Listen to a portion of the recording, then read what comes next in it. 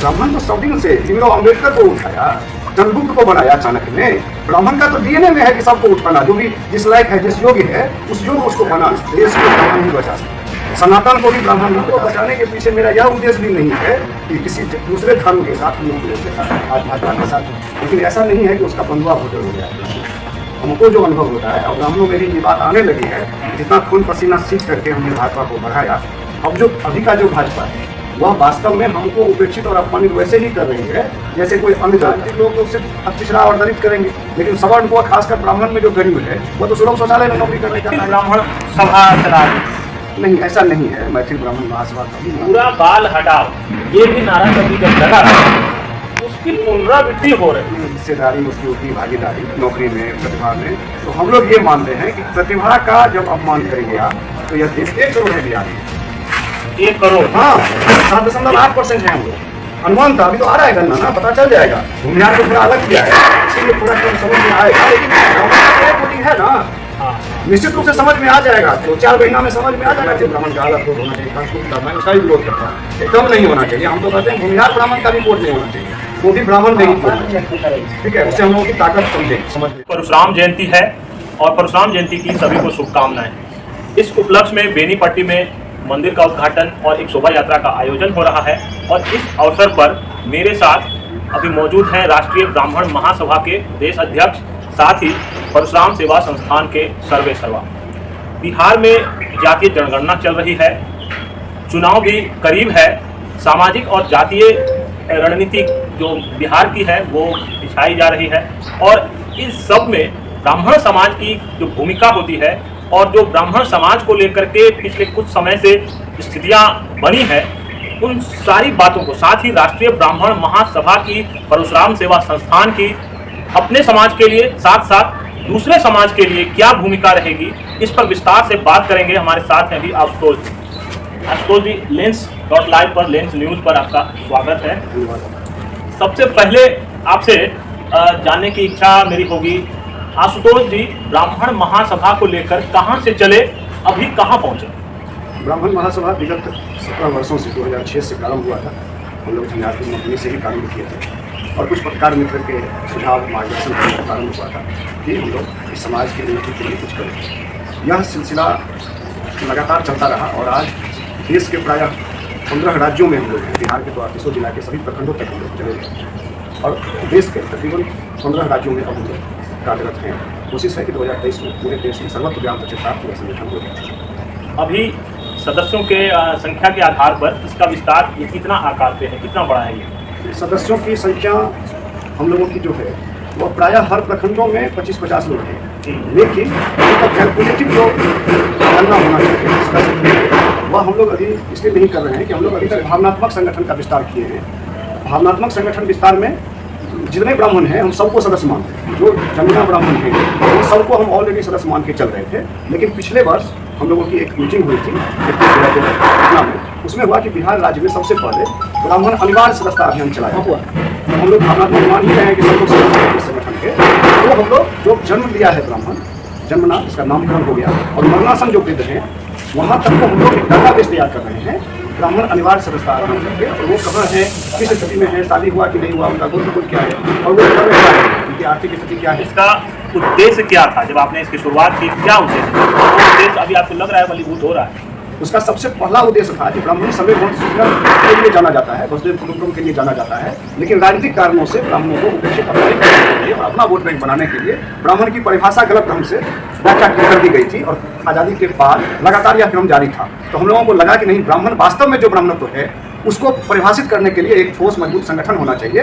और हम लोग उसके बाद ये बतावे कि भाई हम तो 12 वर्ण के कल्याण के लिए सब दिन जाने जाते हैं, राष्ट्र कल्याण के लिए हड्डी दान दे दिए थे। सुदामा का स्वाभिमान ऐसा था जो कभी मांगने नहीं गया, अयाची हमारे थे जहाँ शंकराचार्य आए, लेकिन उसके बाद इस ब्राह्मण जाति को इतना अपमानित और गाली क्यों दिया जाता है? इसलिए हम लोगों ने एक संगठन का निर्माण किया इस उद्देश्य के साथ कि ब्राह्मण वास्तव में जो है, ब्राह्मण में जो गरीब है उसको कौन देखेगा। राजनीतिक लोग तो सिर्फ पिछड़ा और दलित करेंगे, लेकिन सवर्ण को, खासकर ब्राह्मण में जो गरीब है वो तो सुलभ शौचालय में नौकरी करने जाता है।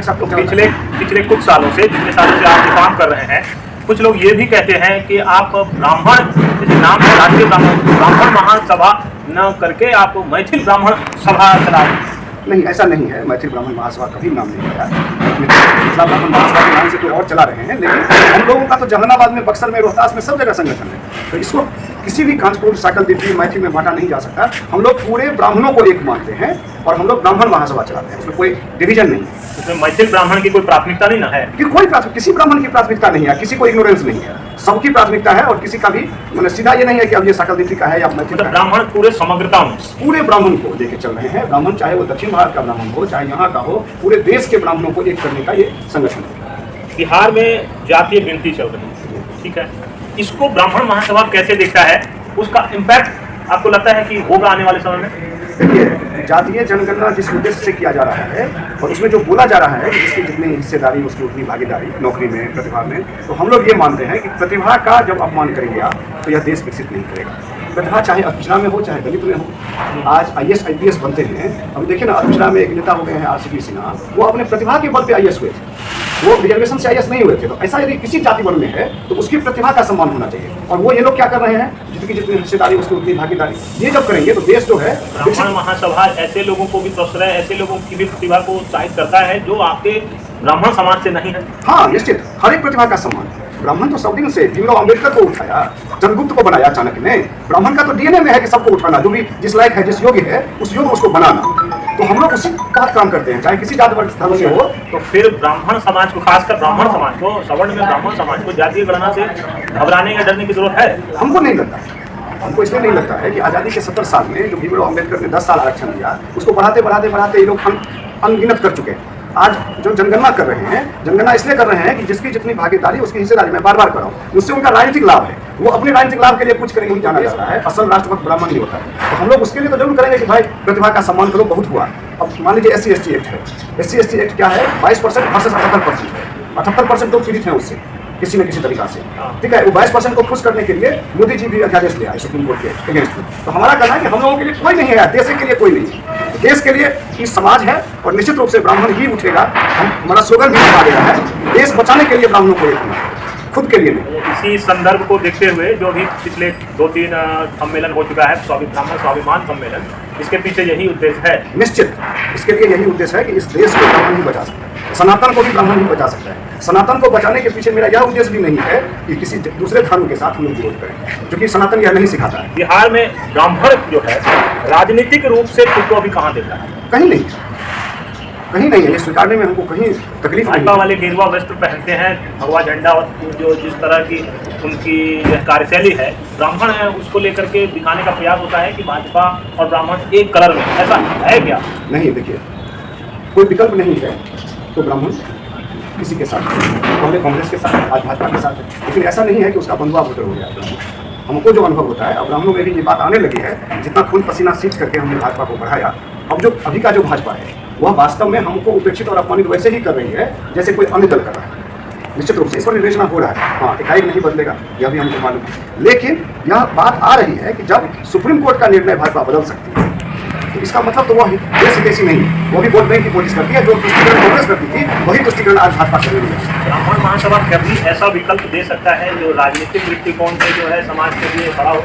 नहीं, ब्राह्मण महासभा गैर राजनीतिक संगठन है और गैर राजनीतिक ही रहेगा।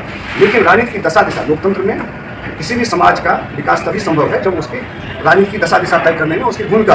तो हम लोग ये समझते हैं कि हम लोगों की विमर्श में समाजता हो कि वास्तव में क्या उचित है, क्या अनुचित। लेकिन यह राजनीतिक दल नहीं बनेगा। हाँ, यदि ऐसा परिस्थिति बना देश बचाने के लिए, तो हम लोग जब राजनीतिक दल की बात करेंगे तो वह सभी जात धर्म वर्ग को लेकर के जो राजनीतिक पार्टी बनेगी, हम लोग उसका सूत्रधार करेंगे। आप राष्ट्रीय ब्राह्मण महासभा चलाते हैं, लेकिन क्योंकि आपका जो है बिलोंगिंग स्थान, जो नेटिव प्लेस है, वो मिथिला है, ठीक है। मिथिला राज्य को लेकर के ये ब्राह्मण सभा क्या सोचता है? क्योंकि पिछले कुछ समय से मिथिला राज्य की जो मांग है, अलग अलग मैथिल संगठन से, खासकर मैथिल लोगों के जबान से बात आती है, उसको लेकर के आपके संगठन की क्या राय है? देखिए, हमारे संगठन का राय इसमें एक नहीं हो सकता, इसलिए नहीं हो सकता। जो मिथिला क्षेत्र के हैं उनको सबको इच्छा है कि मिथिला राज्य हो, लेकिन जो आरा बक्सर के लोग हैं हमारे संगठन के, उनको मिथिला राज्य से इंटरेस्ट ही नहीं है, उनको बिहार राज्य से इंटरेस्ट है, या उनको कभी पूर्वांचल से इंटरेस्ट होगा। अब मान लीजिए महाराष्ट्र का हमारे संगठन का लोग है, उसको मिथिला से क्या मतलब? आपने पूछा कि चूंकि आप मिथिला के हैं, आप की क्या है? हाँ, तो हम मिथिला राज्य का समर्थन करते हैं।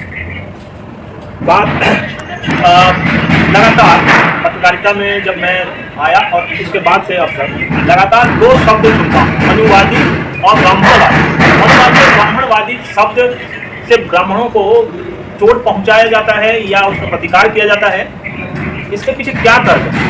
जिनको समझ नहीं है ना मनुवादी और ब्राह्मणवादी, उनको वास्तव में उसका अर्थ ही नहीं मालूम। यदि वो पूरे मनुवाद पढ़ लें, पूरा संहिता पढ़ लें मनु का, तो उनको भ्रम नहीं होगा, लेकिन उनका ज्ञान ही कम है। वो एक श्लोक पढ़ते हैं, दूसरा श्लोक नहीं पढ़ते। इसमें क्या हो रहा है, जो उसका वास्तविक स्वरूप है वो किसी के मन में आ नहीं रहा है। यदि वो पूरा पढ़ लेना, हम तो उन्हीं से अपील करते हैं, आग्रह करते हैं, एक बार पूरा पढ़ लीजिए ना, पूरा ज्ञान ले लीजिए ना, वो आप जिंदाबाद करने लगेंगे, क्योंकि वह सभी जात वर्ग धर्म के लिए, वो सिर्फ ब्राह्मण के लिए नहीं है। और हम लोग ये कहते हैं, शास्त्र भी जो हम लोगों का है, वो चाहे वाल्मीकि जो हो या वेदव्यास हो, वो लिखने वाले ब्राह्मण थोड़े हैं, वो ब्राह्मण के बारे में लिखे, वो खुद पिछड़ा है। इन शब्दों से कई बार जो है ब्राह्मण समाज परेशान होता है। देखिए, जो गंभीर है उनको कुछ नहीं, लेकिन बहुत सारे युवा ऐसे हैं या बहुत सारे युद्ध में भी ऐसे उत्साही हैं जिनको लगता है कि नहीं हम कफन बांध करके विरोध करके, तो उससे क्या होता है कि उन लोगों का और मनोबल बढ़ता है। ऐसा लगता नहीं है कि जो उदार सोच वाले ब्राह्मण हैं उनको भी आगे आकर के ये चीज़ समझाने की ज़रूरत है कि आप जिन बातों को मनवाद के नाम पे या ब्राह्मणवाद के नाम पे कहते हैं, उसके अंदर ये अच्छाइयाँ हैं। इसको कहने में संकोच एक सामान्य ब्राह्मण को या उदार सोच वाले ब्राह्मण को क्यों होता है? वो नहीं चाह रहे हैं कि हम कंट्राडिक्शन में जाएं। तो ऐसा करते रहेंगे तब तक ब्राह्मण का विकास नहीं होगा, या ब्राह्मण के शाब्दिक जो अर्थ है या उसका जो स्वरूप है, उसका जो लक्ष्य है, वह इसीलिए इंटरप्रेट नहीं हो रहा है। तो हम सबों से आग्रह करते हैं आपके माध्यम से कि आप खुद बोलना तो प्रारंभ कीजिए। दूसरा क्या है, इसके लिए हम लोगों ने क्या किया है, एक आध्यात्मिक प्रकोष्ठ भी प्रारंभ किया है। उसमें हमारे आचार्य कमलेश जी महाराज अभी उनको बधाई भी देते हैं, जो कि तिरुपति बालाजी बोर्ड में मेंबर होते हैं। इसमें एक नंबर हम लोगों से जुड़े हुए सोलर सभा में भी आए थे, और उम्मीद है कि कल जो 23 तारीख को उसमें भी वो आएंगे। तो हम लोग उनको आगे किए कि उनके समय उनके बहुत महामंडलेश्वर से परिचय है पूरे देश में, तो सबसे हम लोग वार्ता करते हैं और उन सबको इसके लिए लगाए जा रहे हैं हम लोग कि गाँव में घूम करके इस बात को रखिए, आध्यात्मिक दृष्टिकोण से रखिए, ब्राह्मणों ने कभी कुछ गलत किया ही नहीं था। हाँ, कुछ चक्कर में आज सभी ब्राह्मण को लोग गाली करते हैं, तो निश्चित रूप से इसके पूरे समाज को नहीं बोलना चाहिए। ब्राह्मण को जो वास्तव में भरतू है, उसका जो क्वालिटी है, उसके बारे में हम लोग भी अब से आह्वान करते हैं कि वो लोग भी करें। लेकिन संगठन के माध्यम से भी हम लोग घर घर इसको फैलाएंगे। पानी में भी हम लोग मीडिया में भी घुसने वाले हैं। मीडिया में इसलिए घुसने वाले हैं कि सर्व जात हर वर्ग को ये समझाना है, सिर्फ ब्राह्मण को समझा के नहीं होगा, हमको सभी को समझाना पड़ेगा। भारत देश के एक नागरिक को समझाना पड़ेगा कि भाई आप जो है उन लोगों को समझाने में सक्षम हो पाएंगे जो लोग शिक्षा मंत्री जैसे जो अभी रामचंद्र राय जी हैं, और पूरा एक लगी हुई है कि अगड़े पिछड़े की राजनीति को फिर से बढ़ावा दिया जाए, चाहे रामचरितमानस की पंक्तियों की आलोचना करके हो, और चाहे ये नारा बुलंद करके कि 20% वाले मतलब शोषण और शोषित पर नहीं चलेगा, इस तरह का नारा दिए गए। पूरा बाल हटाओ, ये भी नारा कभी जब लगा था, उसकी पुनरावृत्ति हो रही है। ब्राह्मण समाज की इसमें क्या भूमिका होगी कि इस चीज़ को बढ़ावा ना मिले या इस चीज़ों को लोग समझें? देखिए, हम फिर बार बार बोल रहे हैं कि राजनीतिक कारण से लोग भटकाने का कोशिश कर रहे हैं, और हम लोगों के साथ तो साक्षात भगवान की कृपा है, माँ गायत्री की कृपा है, सभी भगवान की कृपा है। उसमें एक बार इंटरप्ट करेंगे, उसमें एक चीज़, क्योंकि जो जातीय गणना के क्रम में जो कोडिंग हुई है उसमें 215 तक दिया गया है, उसमें भूमिहार समाज जो है, इसलिए हम अभी ये क्योंकि परशुराम को लेकर के भूमिहार समाज भी उनको अपना कुछ मानता है, भूमिहार ब्राह्मण में लोग लिखते हैं। एक विरोध जताते हैं कि हम पहले से अपने कागज पे खाद्यान्न खतरा सब पर लिखते थे भूमिहार ब्राह्मण, ठीक है, अब उसको अलग अलग स्पष्ट रूप से ब्राह्मण, स्पष्ट रूप से भूमिहार। इसका कोई है विचार आप लोगों के? हम इस बात का विरोध करते हैं। हम करते हैं सभी ब्राह्मणों को एक होना चाहिए, चाहे वो भूमिहार हो, मैथिल हो, कंचपुर हो, साकलदीपी हो, उनका एक ही कोड होना चाहिए था। लेकिन यदि भूमिहार का अलग है तो हम भूमिहार समाज से भी आग्रह करेंगे कि भाई आप लोग एकजुट होकर के एक ब्राह्मण रहने कीजिए। परशुराम वंशज हम सब हैं, यदि परशुराम वंशज भूमिहार भी है, मैथिल भी है, कंचपुर भी है, साकलदीपी भी है, तो फिर डिवीजन कोड का नहीं होना चाहिए या एक खड़ियल करे। हाँ, उसमें भी कुछ लोग ऐसा बोलते हैं मैथिल ब्राह्मण का अलग कोड होना चाहिए, कंचपुर का, मैं उसका भी विरोध करता हूँ, एकदम नहीं होना चाहिए। हम तो कहते हैं भूमिहार ब्राह्मण का भी कोड नहीं होना चाहिए, वो भी ब्राह्मण में ही होना चाहिए, ठीक है, उससे हम लोगों की ताकत समझ में आएगी। लेकिन अब राजनीतिक कारणों से ऐसा कर रहे हैं, मतलब कि खंड खंड में तोड़ करके कमजोर करने की राजनीति या कमजोर करने की साजिश के तहत इसको देख सकते हैं। निश्चित 100% सभी लोग ब्राह्मण को ही टारगेट कर रहे हैं, क्योंकि मुगल से लेके ब्रिटिश से लेके जब तक हुआ है ये षड्यंत्र ही है कि इसको कमजोर करो, नहीं तो बौद्ध जो भी है परंपरा, आप देखिए ना, आदिवासी बना यादव है, कुर्मी है, उनमें भी अलग अलग कुर्मी में भी कई है, उसमें तो अलग अलग कोडिंग नहीं किया गया, सबको एक है। इसमें क्यों कोडिंग? वो लोग नहीं करेंगे ना, जाति कोडिंग यदि करते भी हैं तो फिर वो सब कृष्णा में ले आते हैं, कृष्णा में ले आते हैं, दलित महादलित में ले आते हैं। लेकिन हम लोगों को और लेकिन ये सब चलेगा नहीं, उनके कह देने से या उनके गिन लेने से नहीं लोकतंत्र में स्थापित हो पाएंगे। हम लोगों का यदि जागरण कर पाएंगे, यदि हम लोग वास्तव में चाणक्य वाला रंग दूर होगा लेकिन दुरुस्त होगा। घनानंद को जब हम लोग प्राप्त कर सकते हैं, मुगल शासन को जब हम लोग हटा सकते हैं, जिसको जब 90% से लेकर तमाम 90% ब्राह्मण ही उसमें लगे थे, यदि हम लोग देश आज़ाद करा सकते हैं, तो इस आज़ाद देश के जो गुलाम नागरिक हम लोगों को बना के रखा है राजनीतिक दल, उससे भी हम लोग निजात पाएंगे। वह स्वतंत्रता की लड़ाई। अब जो है इस इंटरव्यू के आखिरी एक दो सवाल की ओर बढ़ते हैं। चूंकि चुनाव आने वाले हैं, वोटर संख्या के हिसाब से आप चूंकि पूरे बिहार में कितनी ताकत है इस समाज की जो को बदलने की शक्ति रखती है? बहुत ज़्यादा ताकत है, लेकिन हम लोग खंड खंड में बटे हुए हैं। ये सच्चाई है। हम लोग ब्राह्मण कहने में सरल रहते हैं। कांग्रेस के ब्राह्मण, आरजेडी के ब्राह्मण, भाई दम जात तुम ब्राह्मण हो, लेकिन तुमको आरजेडी का ब्राह्मण नजर आता है, तुमको बीजेपी का ब्राह्मण नजर आता है, कांग्रेस का ब्राह्मण नजर आता है। हम ये कहते हैं कि उठो मेरे भाई, तुमको ब्राह्मण ने जन्म दिया, ब्राह्मण की बात करो, हम सब ब्राह्मण हैं। ये भाव हम लोग विकसित कर पाएंगे। जो ब्राह्मण है, सब लोग मिल करके यदि सिर्फ ब्राह्मण अपने को समझने लगे, गौरव कि मैं जनक का वंशज हूँ, मैं अयाची का वंशज हूँ, मैं परशुराम का वंशज हूँ, तो हम लोगों की बहुत ताकत। हम लोग 1 करोड़ है बिहार में। 1 करोड़, हाँ, 7.8% है हम लोग। अनुमान तो अभी तो आ रहा है गणना ना, पता चल जाएगा। भूमिहार को थोड़ा अलग किया है, इसीलिए पूरा समझ में आएगा, लेकिन वोटिंग है ना, निश्चित रूप से समझ में आ जाएगा। 2-4 महीना में समझ में आ जाएगा हम लोग कितने हैं। कम से कम 90 लाख तो है, और 90 लाख ब्राह्मणों की जब एक शक्ति आएगी, बिहार ही नहीं देश की नागरिक होती। 90 लाख ब्राह्मण को एक करना आसान तो है नहीं, और उसका खुद में बढ़ना उसके स्वाभिमान के लिए खतरा है, उसके राजनीतिक पहचान, उसकी राजनीतिक शक्ति के लिए खतरा है। अंतिम सवाल ये है, इसको मजबूती से स्थापित करने के लिए आप किस सीमा तक जाने के लिए तैयार हैं? देखिए, आपने जो कहा यह कठिन है, लोग तो कहते हैं यह असंभव है। इसलिए कह रहे हैं कि ब्राह्मण वर्ग बुद्धिजीवी को शिक्षा है, हम जान रहे हैं, लेकिन हम तो ये कह रहे हैं कि लोग ये कहते हैं यह असंभव है। हम कह रहे हैं असंभव तो नहीं, आप नहीं बोलते, बहुत लोग बोलते हैं अरे जिसमें लगे हो वो असंभव है, लेकिन मैं क्या बोलता हूँ, असंभव को यदि संभव नहीं कर सका तो वह ब्राह्मण नहीं है। ब्राह्मण ही है जो असंभव को संभव कराता है। हम तो मूर्ति में प्राण दे देते हैं। ब्राह्मण तो वो होता है ना जो अन्याय अत्याचारियों का संहार करता है। लोग कहते हैं परशुराम ने क्षत्रियों का, नहीं, वो अन्यायी अत्याचारियों का संहार किया। क्षत्रियों का करते तो भीष्म पितामह का भी करते, राम का भी करते, नहीं किए।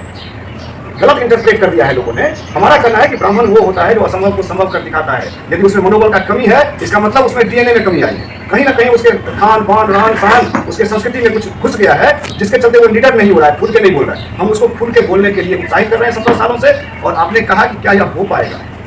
निश्चित होगा, 100%। हमको तो दिख रहा है। नहीं होता तो इतना छोटा सा एक व्यक्ति, एक सामान्य परिवार का, आपको तो पता है, सरकारी नौकरी छोड़ा, दुकान छोड़ा, अमीर के कल पे बनती हुई गरीबी बहुत जरूरी होती है। इसका दंश भी झेलने के बाद यदि मेरा उत्साह ये कह रहा है कि बहुत बड़ी लकीर खींची जाएगी और इस देश को फिर से विश्वगुरु बनाने के लिए जो काम करेगा, मेरा संगठन करेगा, ब्राह्मण ही करेगा। मेरे संगठन का हो, किसी संगठन का हो, किसी दल का हो, वह ब्राह्मण ही कर सकता है। बिना ब्राह्मण का इस देश का अस्तित्व नहीं बचेगा। सनातन का अस्तित्व नहीं बचेगा तो ये देश का अस्तित्व नहीं बचेगा। यही नहीं समझ पा रहा है ये मूर्ख राजनेता लोग हैं, जिनको सिर्फ अपने सत्ता लोगों से के चलते पूरे देश का हित कर रहा है। तो हो सकता है एक बार नई राजनीति चालू हो, नया राजनीति में कोई आए, चाहे वो पिछड़ा आए, दलित आए, हम उसको चलकुट बनाने के लिए तैयार हैं। हम ये नहीं कहते मैं शासक बनूंगा, लेकिन शासन में विमर्श होना चाहिए। विमर्श सही नीतियों का होना चाहिए। अभी तो अन्याय अत्याचार हो रहा है। 70% लाने वाला नौकरी नहीं पाता है, 90% लाने वाला नौकरी नहीं पाता है, जिसको 10% 20% आता है, जिसको 0.4 मार्किंग आती है, वो प्रोफेसर बनता है। देश कैसे सुधरेगा? आरक्षण नीति का आप विरोध करते हैं, आपकी संगठन विरोध करता है? निश्चित, कोई आरक्षण नहीं होना चाहिए। जिसका प्रतिभा है वो जाएगा, चाहे किसी जात का हो। तो कोई गरीब है जो पहले से गरीब है,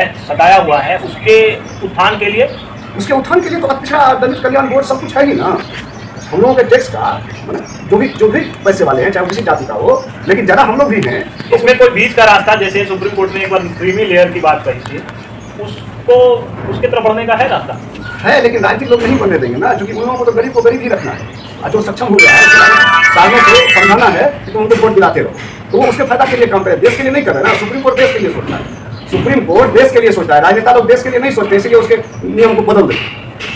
चलिए, आप सुन रहे थे अभी राष्ट्रीय ब्राह्मण महासभा के प्रदेश अध्यक्ष इंजीनियर आशुतोष कुमार झा को, साथ ही सर्वे सर्वा परशुराम सेवा संस्थान के बेबाकी से इन्होंने अपने समाज, ब्राह्मण समाज और इसके अलावा ब्राह्मण समाज, जो बाकी समाज के सारे हिस्से जो हैं, जो सारे वर्ग हैं, उसके कल्याण के लिए, राजनीतिक दृष्टिकोण से मजबूती के लिए और हर तरीके से ब्राह्मण समाज ने किस तरह से उत्थान के लिए, सामाजिक उत्थान के लिए काम किया है, पूरी बेबाकी से हर मुद्दे पर, हर सवाल पर अपनी बात रखी। मैं ब्रजमोहन मिश्र अपने कैमरामैन संजीव पाठक के साथ।